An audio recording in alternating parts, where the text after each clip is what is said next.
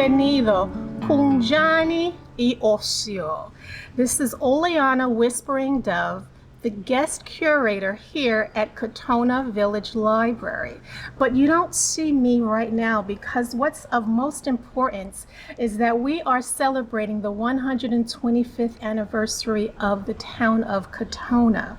And what you're looking at is the Wappingers of Westchester, meaning the indigenous of Westchester. This is a map redesigned to show you what the area would have looked like prior to European arrival.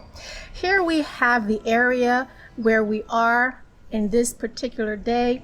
This where you can see Katonah's name. He was the chief of the Wekwaiesgeek Tatanitek people who eventually over here underneath the fencing you'll see his other group of villages where the Wekwaiesgeeks also lived.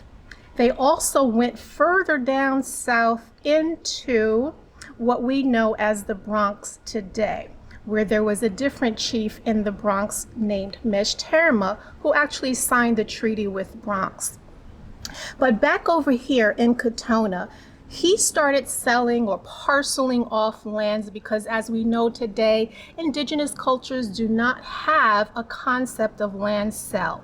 The best that would have been understood on their part would have been a land share. So eventually, by 1756, most of the indigenous communities either went north up into Mohegan or Mohawk territory or west over into what is now New Jersey, where, believe this or not, the descendants of Katonah, who was a Ramapo, are currently existing and residing today.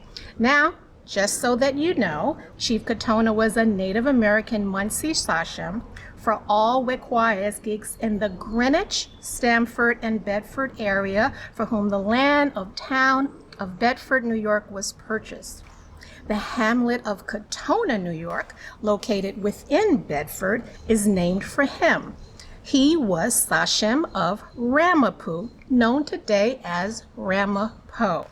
The Ramapo Sachemdom was part of the Tankateki's chieftaincy of the Wappinger Confederacy of the Mohegan group of the Algonquin. Chief Katonah was the Sachem of the condensed remnant tribes called Ramapo. He lived in the area in the late 17th century, and records show that in 1708, the Ridgefield settlers petitioned the General Assembly at Hartford to remove the Ramapo Indians, known today as Ramapo. Chief Katonah was the son of Onyx and the grandson of Ponus. He also had a brother named Onyx. He was the successor of Powahai, also a grandson of Ponus. He was sometimes known, or his wife was sometimes known as Mustado, and their son was Papiag. They were both killed by lightning, but their headstones are known to be near Route 22 in the town of Katonah. So as that story is told, they are all buried beneath a giant boulder. This is recounted in William Penn's poem, Katonah, spelled with a K, but here we have it also spelled with a K. Hello, welcome. I'm Oleana Whispering Dove, an invited guest curator at Katonah Village Library. I was extended this incredible invitation on behalf of ArtsWestchester and Mary and Maura at the library. They were very generous and very progressive thinking to understand the need for this type of exhibit. We have a dual exhibition going starting today, May 21st through August 30th. The first exhibit is going to highlight the indigenous community called Ramapo Munsee Lenape. They are the descendants of the area called Katonah in Westchester, New York, and they also happen to be the descendants of Chief Katonah. So what you're going to see when you come to the interior of the library is the garden room, where we have beautiful display of the images of the current descendants of the Ramapo.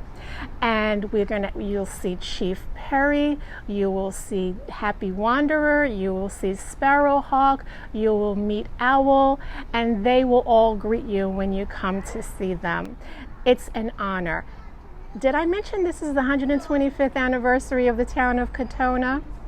And we are so pleased that they are doing this. And then the second exhibit that you're going to see is slightly behind me. You'll see it a little over my shoulder here. It's the In the Court of Red Dresses exhibition.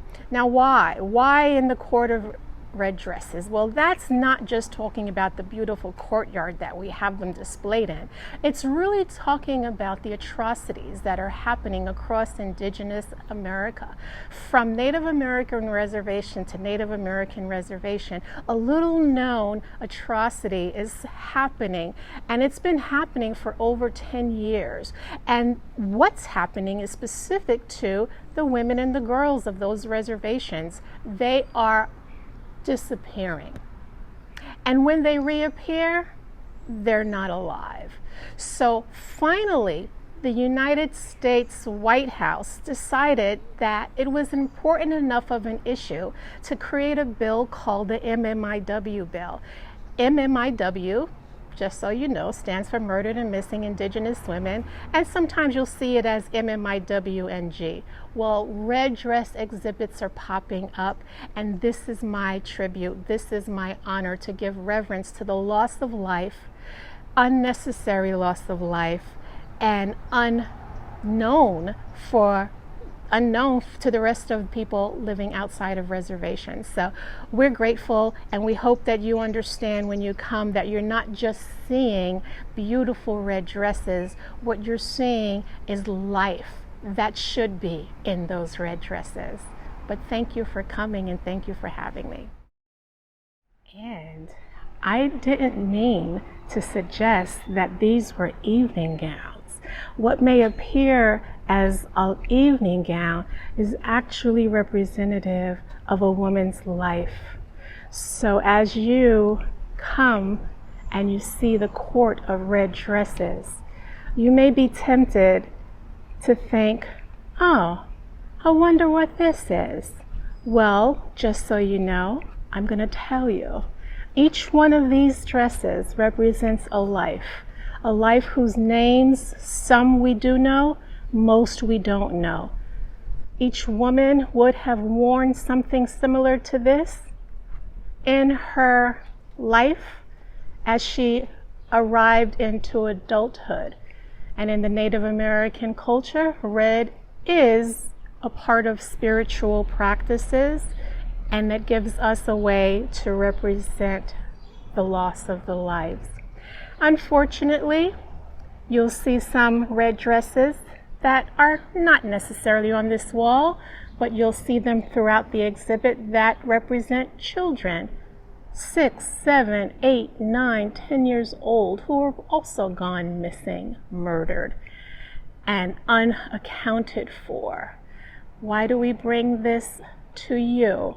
Because it's important that we know, and it's also important that art, as we know art, it also has a way of creating social awareness, creating paths for social justice.